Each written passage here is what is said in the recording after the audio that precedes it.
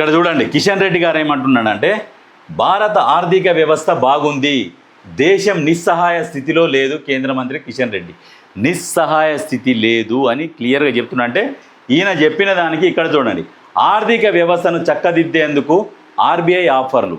మరి reserve bank ఎందుకు ఆఫర్లు ఇస్తున్నది? ఈయననేమో ఆర్థిక వ్యవస్థ బాగున్నది అంటుండు, ఇక్కడనేమో బలహీన పడుతున్న రూపాయిని నిలబెట్టేందుకు చర్యలు ఆర్బీఐ ఆఫర్లు ఇస్తున్నది. ఏం ఆఫర్లు ఇస్తున్నది అంటే డాలర్లలో పెట్టుబడులు ఆకర్షించేందుకు విదేశీ ఇన్వెస్టర్లకు రాయితీలు ఉన్న ఇన్వెస్ట్ చేసిన వాళ్ళే విత్డ్రా చేసుకొని వెళ్ళిపోతున్నారు. దగ్గర 4.5 లక్షల కోట్లు విత్డ్రా చేసుకొని వెళ్ళిపోయారు మన మార్కెట్ నుంచి. మేము పెట్టుబడులు పెట్టాము, భారత ఆర్థిక వ్యవస్థ బాగలేదు అని ఒక్కరిద్దరు రిటర్న్ మళ్ళీరంటే ధన అందరం మళ్తారు. ఆ మధ్యన ఖుషీ బ్యాంకు ఉండే, ఖుషీ బ్యాంక్ చైర్మన్ బ్యాంకు టోపీ పెట్టిండని చెప్పేసి ఏం చేసిరు, అందరు బ్యాంకు మీద ఎగబడ్డారు. దాని తర్వాత ఏం చేసిరు, ప్రైవేట్ బ్యాంకుల నుంచి ఆర్థిక వ్యవస్థ బాగలేనట్టుందని చెప్పేసి ఇట్లా ప్రచారం కాగానే వాసవి బ్యాంకు కావచ్చు, మిగతా మహేష్ బ్యాంక్ కావచ్చు, కొన్ని అన్ని బ్యాంకులకి వెళ్ళి ధన విత్డ్రాల్ చేసుకొని వెళ్ళిపోతే వాసవి బ్యాంకే ఎత్తేసిరు. లాస్ట్కు అక్కడ ఫ్రాడ్ జరగకుండా వాసవి బ్యాంకుని ఎందుకు ఎత్తేసిరంటే ప్రచారం జరిగిపోయింది. ఒకడు వెళ్ళిపోతున్నాడు కదా, ఇప్పుడు ఆల్రెడీ ఒక ఖుషీ బ్యాంక్ కూడా మోసం చేసిండు.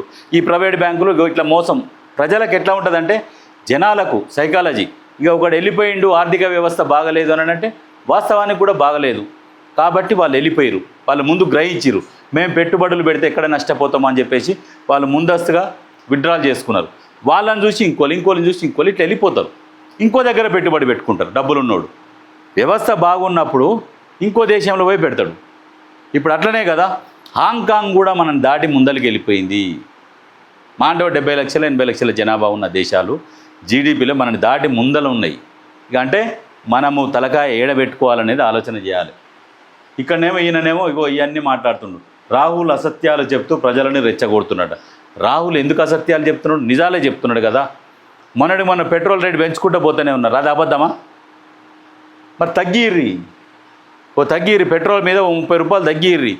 నిజమే, అరే ఆర్థికంగా బలంగా ఉన్నది భారతదేశం అని నమ్ముతారు. 30 రూపాయలు తగ్గిర్రి పెట్రోల్ మీద, అది చేత కాదు, ఇంకా పెంచుతారట, బలంగా ఉన్నదట. ఎప్పుడైనా ఉన్న వాటి మీద ట్యాక్సులు వేసుకొని కుప్పల మీద బతుకుతున్నారు, దాని మీద మీరు రాజకీయం చేస్తున్నారు, ప్రభుత్వాన్ని నడుపుతున్నారు. సిగ్గు ఉండాలి కొంచెమన్నా. ఎవడైనా ట్యాక్సుల మీద ఎవడైనా నడుపుతాడు. మీ ఆలోచన ఏంది? దేశం కోసం మీరు ఏం చేస్తున్నారు? ఏం లేదు. దేశం కోసం, ధర్మం కోసం భారతదేశ ప్రజల సొమ్ము తింటాం, వెనకంగా కూడా కట్టుకుంటాం. ఇదే పని, ఇంతకు మించి ఇంకోటి లేదు.